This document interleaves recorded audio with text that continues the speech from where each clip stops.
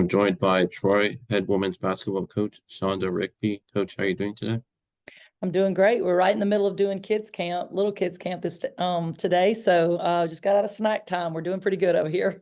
Oh, nice. Just tell me a little bit about the camp and, do you host a lot of camps or Yeah, not we really? have 3 or 4 camps this summer. This one's for our smallest Trojans.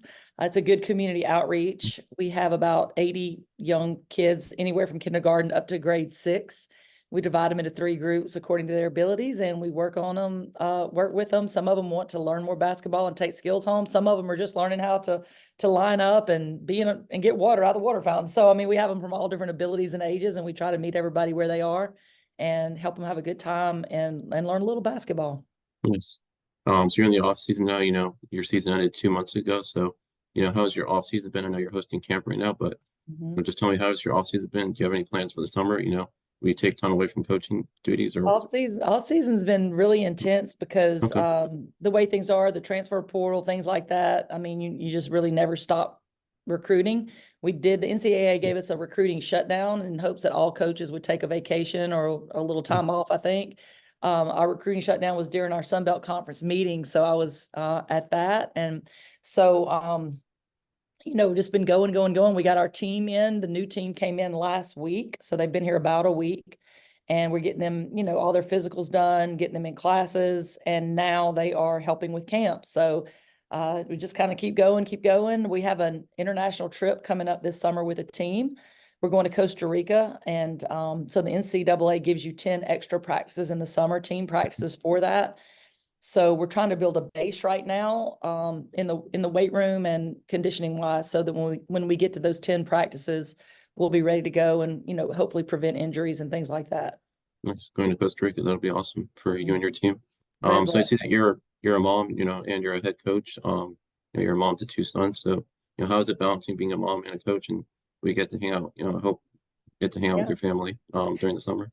Well, it's my husband's a head football coach, a high school football coach. So we raised the kids, in football season. I was kind of a single parent. The kids would be with me in the gym, and then whenever Mhm. it was football, and vice versa. When it's basketball season, they were with him mostly. But Okay. they're both grown now. In fact, just last Friday, my oldest son, his wife had our first granddaughter, first grandchild.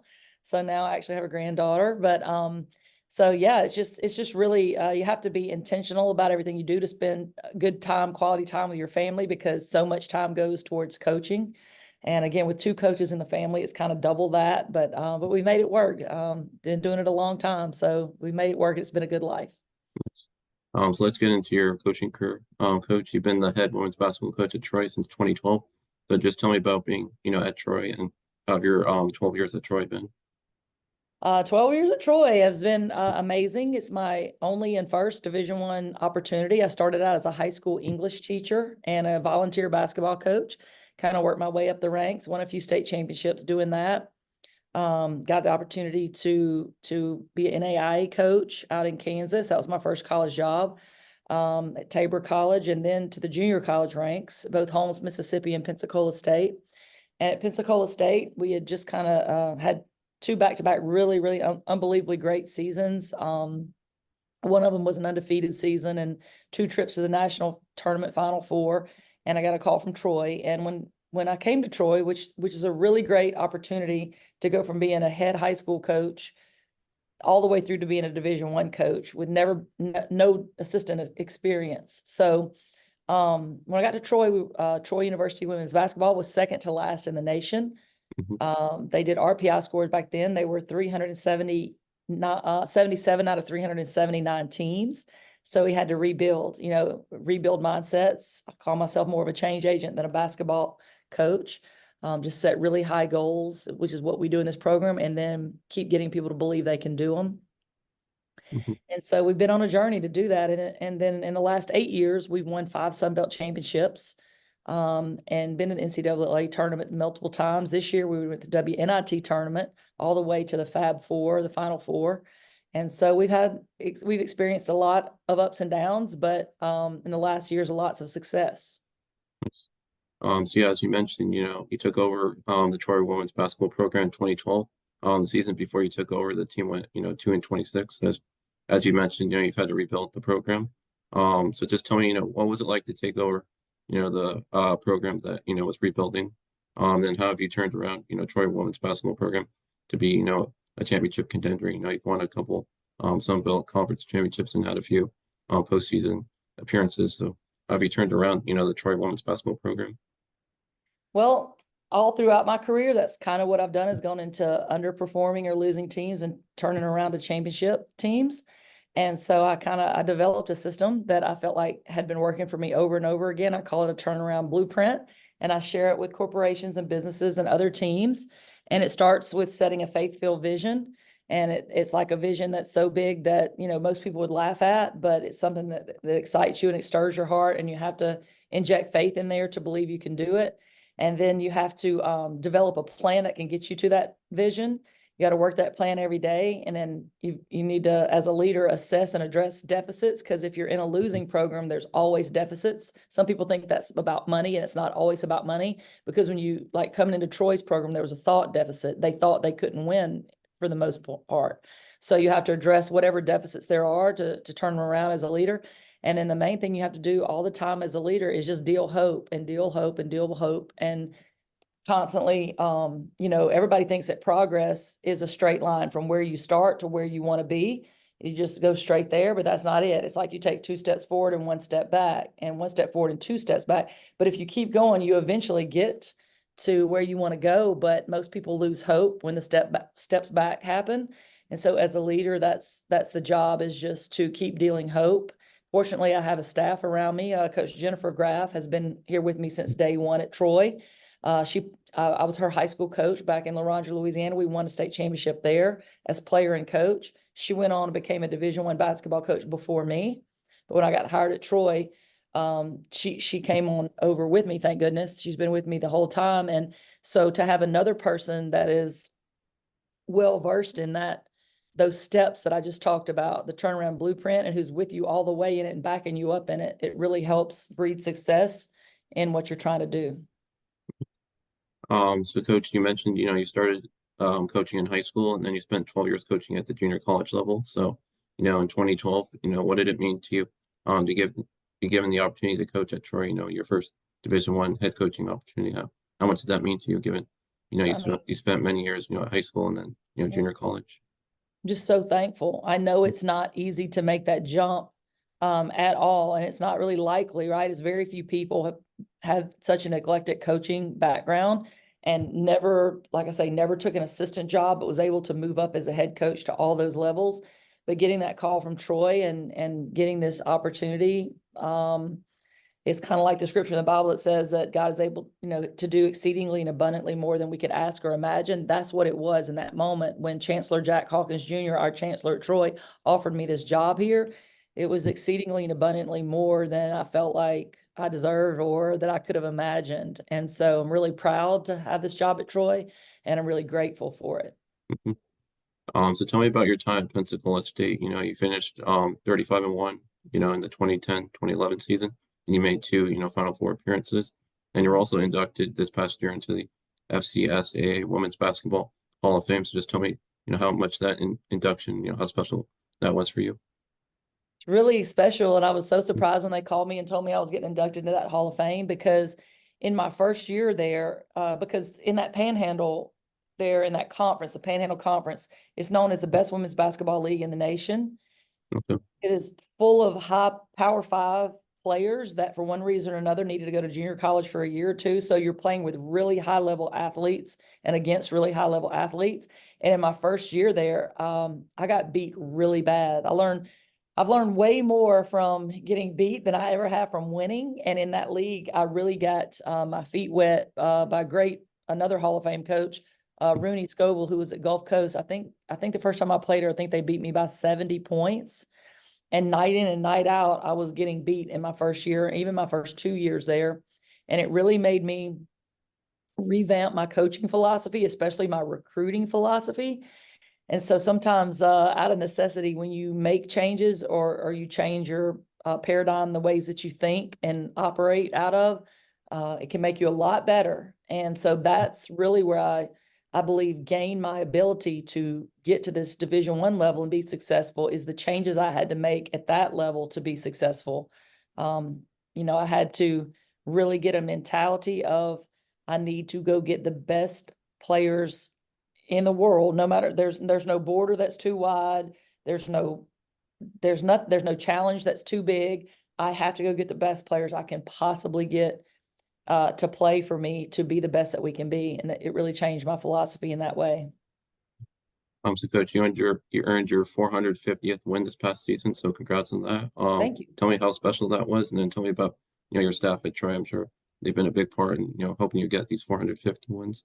That's right. So yeah, it's just hard to believe. I think 450 wins. I think that's at the college. Those are college, maybe Division I wins. I'm not sure, but I know that, I've been coaching a long time. And so overall, there's a lot more than that. And I'm thankful for everyone. Every win is hard, right? Nothing's easy when you're trying to win basketball games, but it meant a lot to me, but I definitely couldn't have done it without the good people that have worked around me and with me.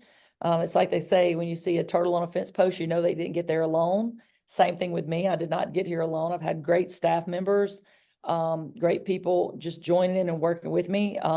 Again, I'd mentioned Coach Graff, who's on staff with me and has been with me for 12 years.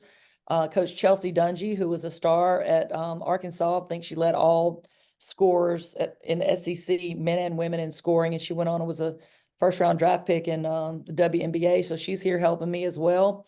And Stephanie Murphy, who came out of Mississippi, who was a junior college coach there, but has come on along here and helped these. That's my staff now. And they're incredible. There is absolutely no way to win without good people around you. So I'm thankful for the good people around me.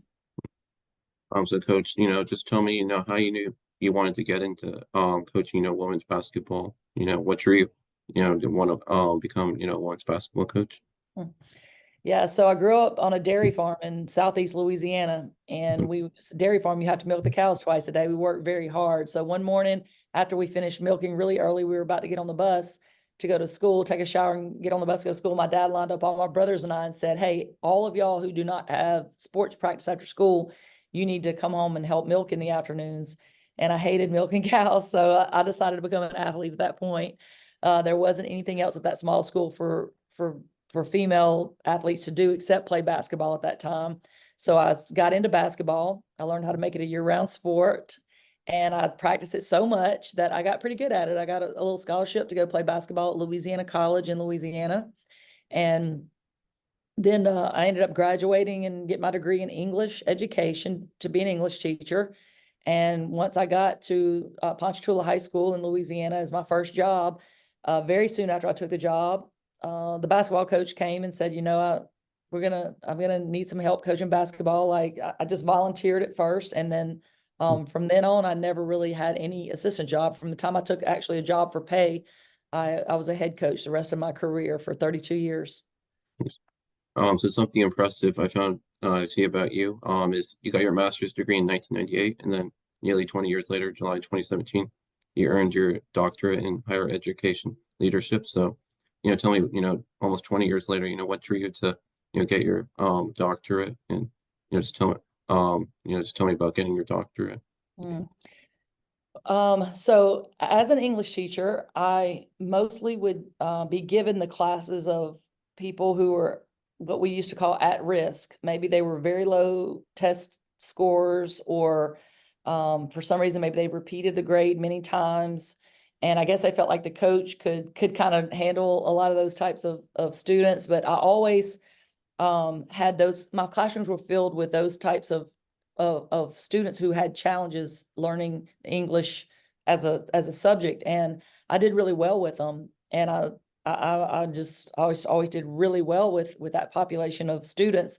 And I wanted to learn more about how to help them become successful at the college level, because research shows that if someone's first in their family to go to college, let's say maybe they're coming out of poverty or they're first in their family to go to college, if they finish their college degree, by the third generation, by the effect it has on their nephews, nieces, brothers, sisters, children, whatever, it can raise that entire family out of posterity. It makes such a profound influence. And I knew I wanted to be a part of that.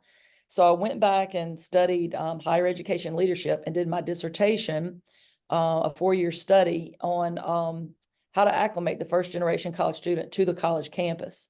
And it's Okay. just been a really natural, I speak about it, I consult junior colleges and other faculties and all on it because of my 32 years in practice in it, and also having my background in the research and the academic background in it. I'm able to, I think, really help people and help people understand the importance of seeing those students through to help them get their college degree, and the tricks of the trade. Sometimes that helps them get acclimated and help them form a new identity as a college student. Because if they're first in their family to go to college, sometimes they lack that identity. But at Troy, we've had very large number of our players, percentage of our players have been first in their family to go to college.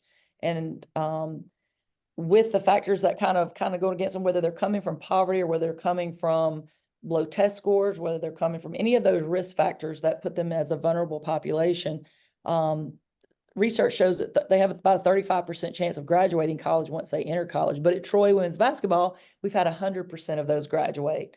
100% of our players in the 12 years we've been here that have stayed with us and gone all the way through their senior year, 100% of them have graduated. So that's pretty, to me, a very worthy cause. It's more than an orange ball going through an orange hoop. It's changing lives. And I appreciate Troy for affording me the resources that we need to help, to give the help we need to get those players, those student athletes, through the rough spots as they're beginning their college careers, to help them, to boost them to success, to see them matriculate to graduation. Mhm. Finally, Coach, what do you enjoy most about being a head women's, college basketball coach? Do you enjoy, getting to coach and mentor, young women college players? Do you enjoy the competition, or do you just enjoy traveling, getting to hang around your players? What do you enjoy most about being a head women's, college basketball coach? Those are all very exciting things, right? All those things Yeah. you mentioned and more are exciting. I would say the mentoring side first, because I know that's my purpose. Yes. Seeing people through and believing them in them on the days that they might not believe in themselves, and getting them through. I think I'm really good at that and natural at that. But I do enjoy the travel. Like I said, we're going to Costa Rica. We're also going to Alaska this next year. I've never been there, but we're playing in a tournament there. And the travel is amazing. Game time is a great time for me. That's when I feel like I'm kind of my best, is at game time. Uh, and so all of those things that you mentioned are a great part of it. I also love being in the community. I'm asked to speak a lot. It's a platform that I've been given to speak with ladies groups, or either coaching groups, or just leadership. People want me to speak about leadership, and I believe that I've been blessed with that platform, and I'm able to share some things that I've been blessed to learn through this sport.